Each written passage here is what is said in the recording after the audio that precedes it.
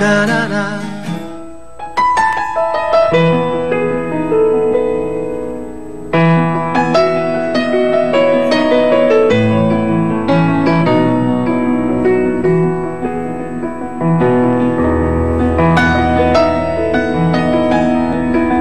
Gorengan renyah nan gurih ini kerap dijumpai di warung bakso. Karena perpaduannya yang pas bagi teman makan, tidak sedikit orang yang menggemarinya. Siomay goreng, begitulah makanan ini biasa disebut.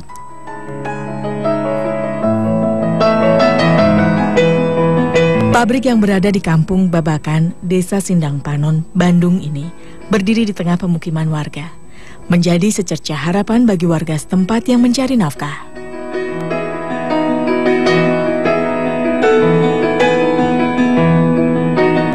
Siomay Sawargi ini mulanya hanyalah bisnis keluarga yang dimulai sejak tahun 2005.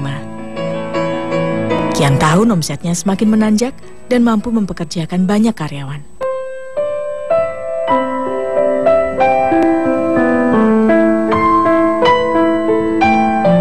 Roda ekonomi dari siomay goreng telah memutar kehidupan wanita tua ini semenjak sang suami menderita sakit komplikasi. Ma Ii mau tak mau harus tetap bekerja.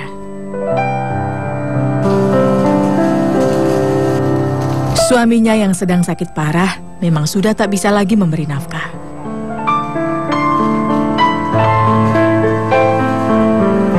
Dari seluruh proses pembuatan, pekerjaan Ma Ii ini adalah bagian yang termudah.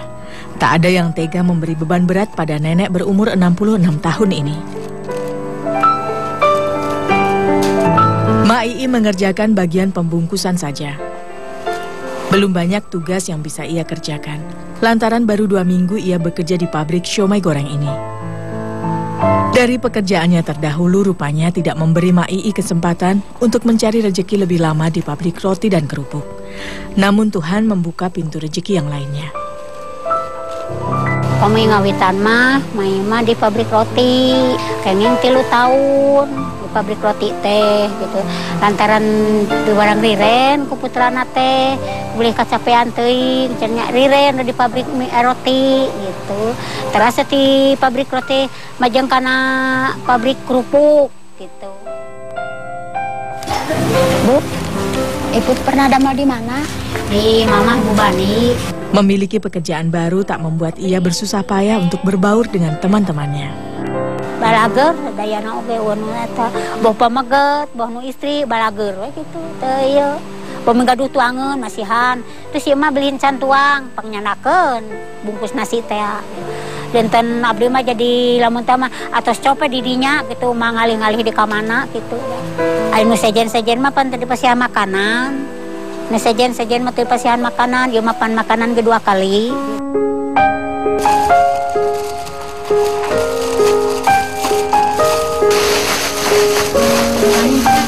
Setelah dibungkus dalam plastik-plastik kecil, siomay tidak langsung dipasarkan begitu saja.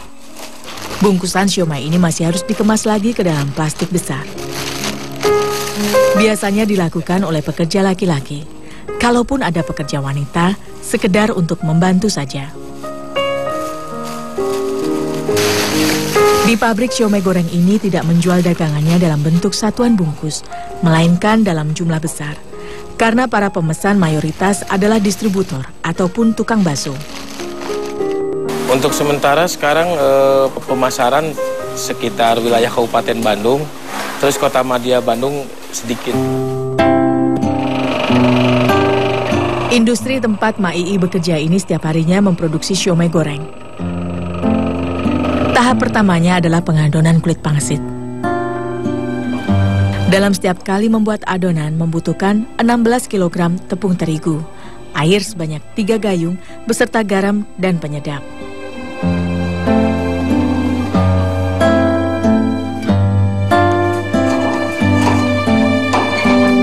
Setelah semua bahan tercampur rata, adonan yang masih kasar ini harus melalui proses penggilingan. Dalam tahap ini harus dilakukan 3 kali di dalam 3 mesin yang berbeda pula. Masing-masing memiliki ukuran kulit pangsit yang berbeda. Untuk ukuran besar hanya melalui tahap penggilingan 1 kali saja pada setiap mesin giling. Sedangkan yang kecil harus lebih tipis dari yang besar, hingga pada mesin giling pertama dan kedua harus dilakukan 2 kali putaran. Pada mesin giling ketiga hanya 1 kali saja. Industri ini tidak sekaligus dalam membuatnya. Mereka lebih memilih membuatnya sedikit demi sedikit. Tujuannya agar mendapatkan kulit pangsit yang segar dan berkualitas bagus.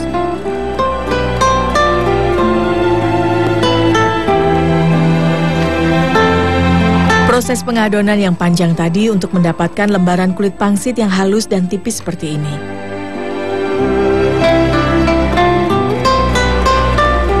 Setelah menjadi lembaran-lembaran panjang, kulit pangsit ini harus disusun rapi untuk mempermudah ketika proses pemotongan nanti. Karena tahap pemotongan kulit pangsit di industri ini masih secara manual. Tumpukan kulit pangsit yang sudah dipotong segera diberikan pada bagian pencetakan.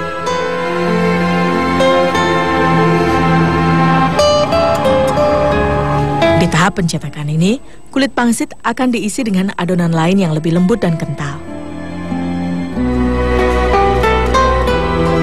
Pada bagian pencetakan ada 16 orang karyawan. Semuanya dikerjakan oleh wanita. Pada tahap ini jumlah pekerjanya lebih banyak daripada di tempat proses lainnya. Da misah dekan sejen, dia terus dibagi-bagi nuhur. Nila pengurna itu anu ngagoreng gitu, pemenu ngepak, pamagat ngepak gitu. Ada musuh anu baru lete anu palih dia. Khusus eta aduh khusus mungkusan gitu. Pada tahap pencetakan ini harus dibuat dulu isinya. Bahan utama yang digunakan untuk isi adalah tepung sagu. Tepung sagu yang kering dan juga tepung sagu yang sudah menjadi kanji. Campuran tepung kanjinya sendiri terdiri dari tepung sagu, air mendidih, serta garam. Untuk mempermudah proses, tepung kanji sudah dipersiapkan sebelumnya dalam ember. Dalam 1 hari, industri ini bisa menghabiskan 20 ember untuk tepung kanjinya. Setidaknya butuh setengah kilogram garam dalam 1 ember. Adonan isi kulit pangsit yang sudah jadi penempatannya dipisah di dalam baskom-baskom kecil.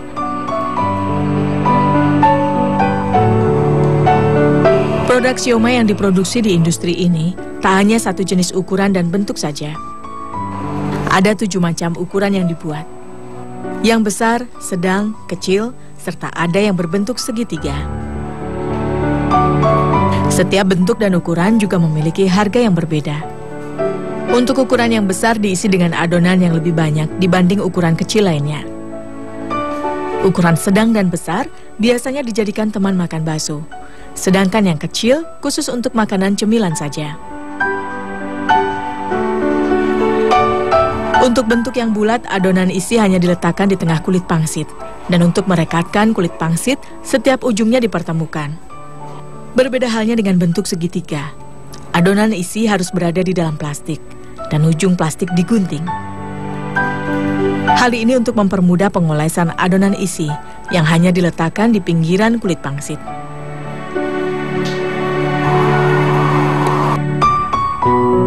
Selain adonan aci yang menjadi isi, siomay yang berbentuk segitiga ini juga diisi dengan campuran ikan. Akan tetapi, tidak diproduksi setiap hari. Karyawan yang bekerja pada bagian pencetakan ini tidaklah sama upahnya dengan pekerja di bagian lain. Para pencetak ini akan dihitung upahnya sesuai dengan jumlah wadah papan yang bisa mereka hasilkan setiap harinya. Per wadah, mereka diupah Rp750.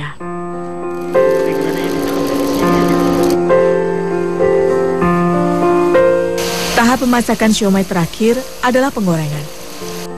Semua bentuk dan ukuran siomay melalui proses yang sama dalam penggorengan. Dalam 1 wajan berukuran besar ini memuat 1 hingga 2 wadah papan cetakan siomay. Minyak yang dibutuhkan di industri ini mencapai 3 kuintal dalam 1 hari. Demi keamanan karyawan dan pabrik, bahan bakar yang digunakan pun tidak menggunakan gas, melainkan kayu bakar. Tidak heran pabrik ini memiliki tungku yang begitu besar. Demi menjaga kestabilan api, industri ini menggunakan kompresor.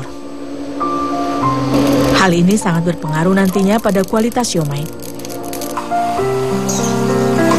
Siomay yang sekiranya berubah menjadi kecoklatan, tandanya sudah siap untuk diangkat.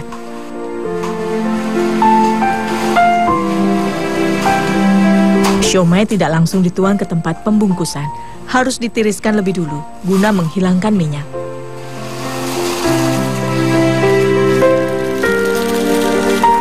Para pekerjanya mendapat jatah makan 2 kali sehari dan seragam untuk bekerja. Lantaran masih pekerja baru, Mak Ii belum mendapatkan seragam. Ya, Mak. Sanggup kamu emak, ya kamu bunda. Mak, ayo Mak teh acan ngadu seragam? Acan. Mohon wios ku abi dipasihannya. Nya, dicanak heula ayeuna. nuhun.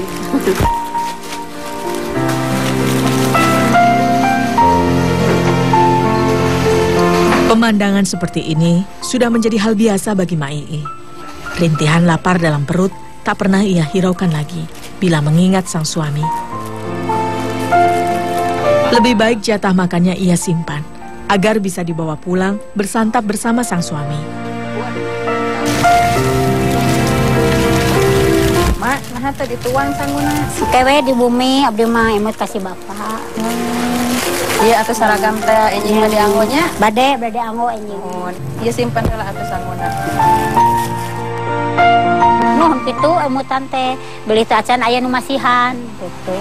Jadi cana ka bumi beli teh acan aya nu masihan gitu. Beli teh acan aya nu masihan cana ka bumi da di ditu mah teh hoyong ituang sok emut kasih bapak. Emut kasih bapak. Gitu.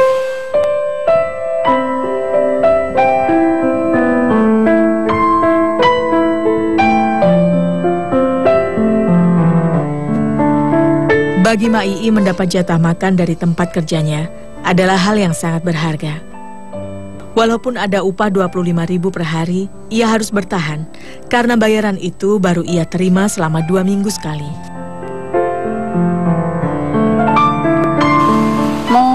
Seminggu 150, 25 per hari.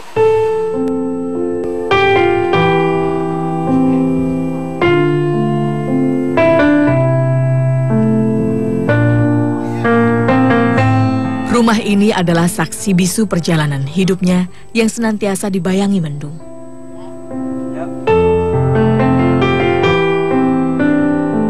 JJ sang suami terbaring tak berdaya digerogoti berbagai penyakit. Sejak 1 tahun yang lalu, suaminya didera komplikasi tanpa menjalani pengobatan yang diperlukan. Sakit, mau terus 1,5 tahun. Penyakit ya rupanya nama jantung, penting tawa liper masuk baru teh ya, liper enggak pesesek gitu. Pamitos tuang ini gitu. Tuang kita rasa kedik, ini tadi ge sakit sakedik we gitu.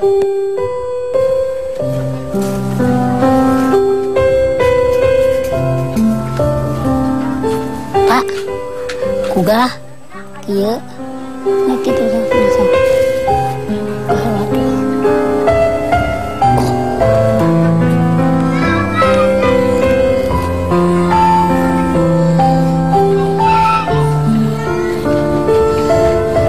Kondisi JJ kini sangat lemah. Sakit komplikasi yang ia derita membuat pernafasan JJ menjadi sesak.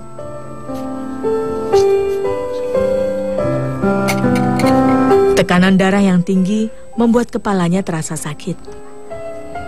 Itulah yang membuat laki-laki berumur 75 tahun ini tidak memiliki tenaga untuk melakukan aktivitas. Sudah menjadi tanggung jawab Mak Ii untuk merawat sang suami, karena hanya JJ seoranglah yang ia miliki saat ini. Tak ada satupun anak yang bisa berbagi beban di pundaknya. Dari awal pernikahannya, Mak Ii belum dikaruniai anak lagi.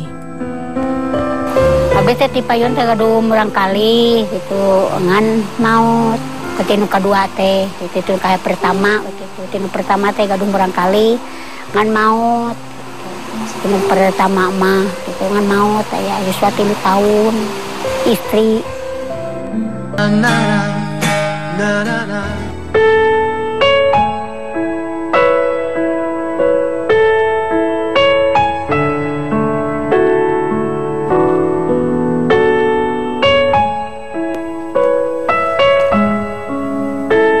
Aktivitas yang Mak Ii jalani setiap harinya tak hanya diisi dengan mencari rezeki saja.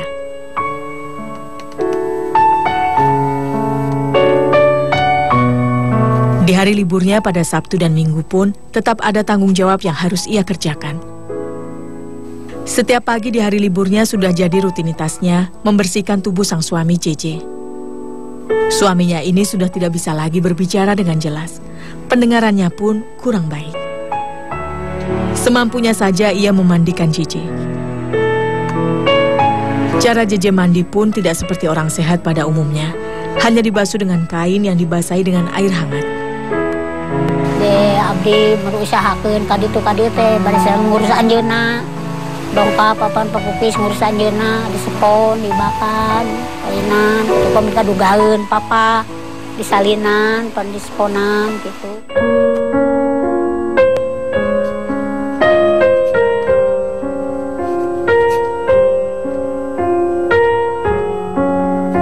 Satu setengah tahun yang lalu, JJ merupakan sosok laki-laki yang gagah. Ia masih bisa bekerja menafkahi istrinya.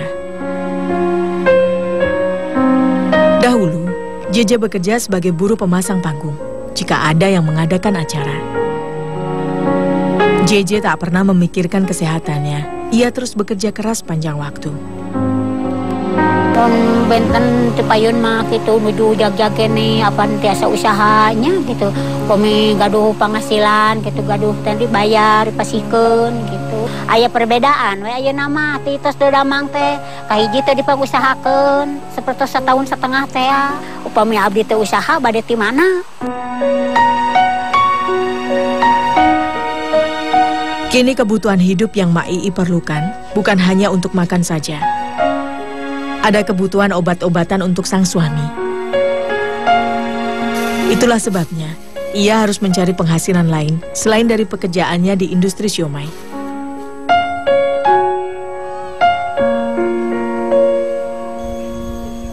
Selain menjadi buruh siomay, Mak Ii juga menjadi buruhan di sawah-sawah milik orang lain. Tugasnya hanyalah membersihkan rumput-rumput liar yang tumbuh di sekitaran tanaman pagi. Inilah upayanya agar mampu membeli obat bagi sang suami. Dari pekerjaannya ini, Mak Ii biasanya mendapat upah sekitar Rp25.000 per hari. Coba teh ka pabrik siomay, abdi teh teras gitu, kanyana teh dama macan atau ngalidenya cenah dama teh gitu. Terus mengarang nama terus sababaraha kali mengarang nama gitu.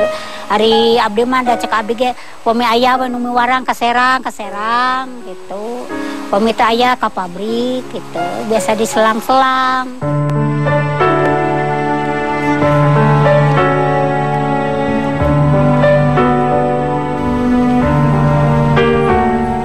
Seringkali ada pikiran yang mengganggu Mak Ii ketika sedang bekerja. Tak lain, keadaan sang suami yang tak kunjung sembuh. Ia memang tak bisa memberikan obat-obatan dari dokter. Hanya upaya kecil seperti ini yang bisa ia harapkan menjadi jalan keluar. Mau abdi teh gitu, pamita sep obat mah yang mirariana eta binahong teh. Sep obat mah digodong.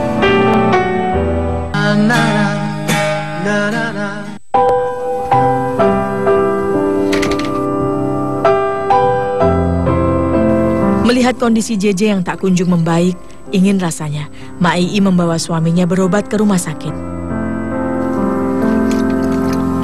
Terakhir kali JJ hanya dibawa ke Mantri atas biaya dari sang adik.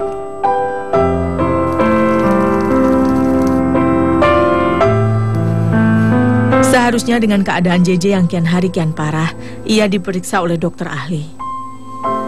Apa daya, perekonomian lagi-lagi menjadi hambatan baginya.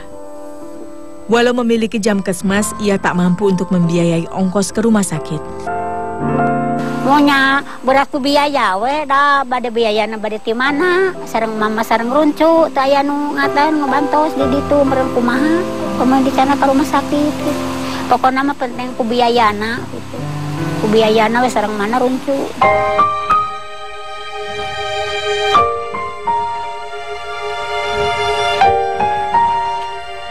Mengurus suaminya seorang diri membuat Mak Ii sering merasa lelah. Di tengah rasa lelahnya, tak jarang ia merasa begitu berduka. Setiap orang tua pasti ingin menghabiskan masa hidupnya bersama anak. Begitupun Mak Ii yang selalu berharap ada seorang anak yang bisa ia jadikan sumber semangat dan kebahagiaan. Merawat dirinya kelak jika ia tak lagi sanggup melakukan aktivitas. Nya sedih we. Kamu upami murang kali nanu istri mah mata kami mah ada abotnya ke murang kali rung putra rayi eta nu bungsu gitu upami ayah abdi gaduh murang kali sami sareng kitu meureun can kitu.